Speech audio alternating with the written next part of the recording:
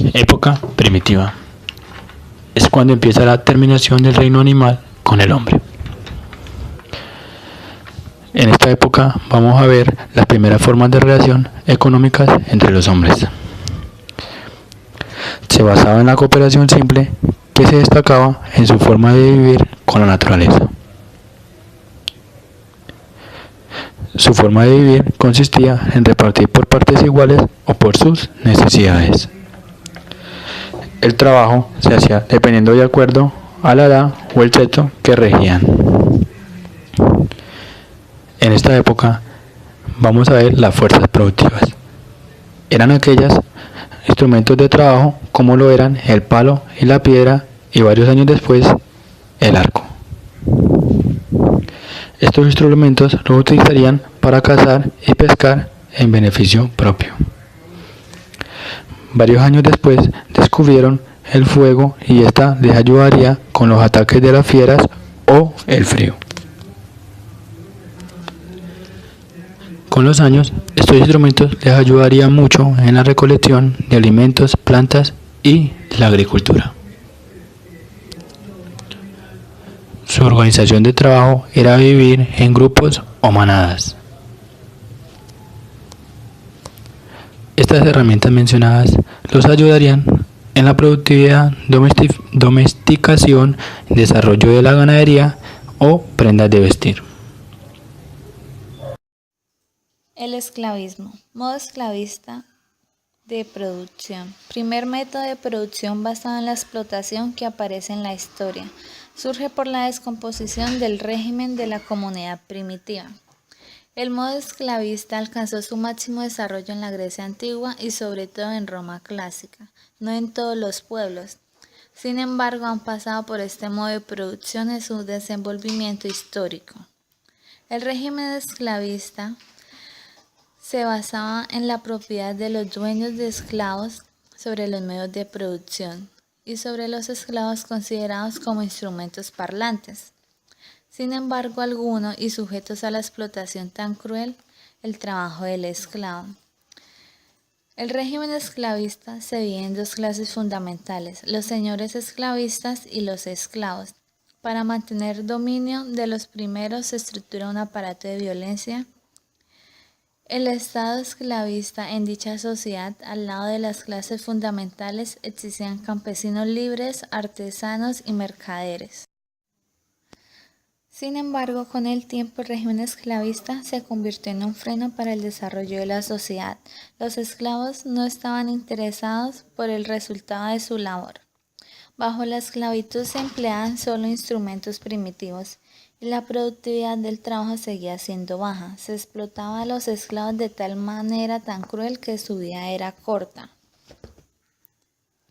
Con el aumento de la actividad comercial aparece el dinero representado en la moneda metálica como medio de intercambio, en su máxima expresión, el oro.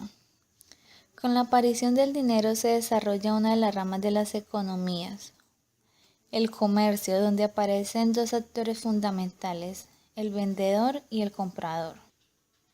Con el intercambio se dio lugar a las ciudades, donde la actividad agrícola fue cobrando menos importancia. De esta forma, las familias que se dedicaban a la agricultura abandonaron los campos a mejores ciudades. Con el auge y la transformación de los instrumentos de producción, la ganadería y la esclavitud dio como origen la propiedad privada de la tierra y se convierte en mercancía. Con el incremento de la producción y del comercio progresó la circulación monetaria para convertir el dinero en capital. El desarrollo de la producción esclavista permitió la aparición de un nuevo e importante fenómeno en la vida económica, las colonias. Buenos días compañeros, mi nombre es Kevin Niño. Mi tema correspondiente es el feudalismo. El feudalismo es un sistema de gobierno y de organización económica, social y política propio de la Edad Media, basado en una serie de lazos y obligaciones que vinculaban a vasallos y señores. La gran estructura o la mayor característica de esta época del feudalismo fue su gran pirámide, donde en la parte más baja se encontraba lo que eran los vasallos y los caballeros. Un poco más arriba se encontraban los señores feudales, por decirlo así, del clero como tal. En la parte inclinada de la pirámide se encontraban los duques o condes, o más bien llamados cleros. Y en la parte alta de la pirámide se encontraba como rey inmediato. Era el que gobernaba prácticamente este sistema y eran denominados estamentos privilegiados: el rey, alta nobleza o alto clero, la pequeña nobleza y el bajo clero. Por último, los estamentos no privilegiados eran los campesinos y los siervos. La economía feudal en su evolución hacia el mercantilismo pasó por varias épocas. La primera, denominada política de depósitos, luego política de abastos. La tercera, la nación era considerada como un centro de producción. Sin embargo, pues aquí es donde entra una crisis del feudalismo. Es un proceso de larga duración que se basa en una serie de factores.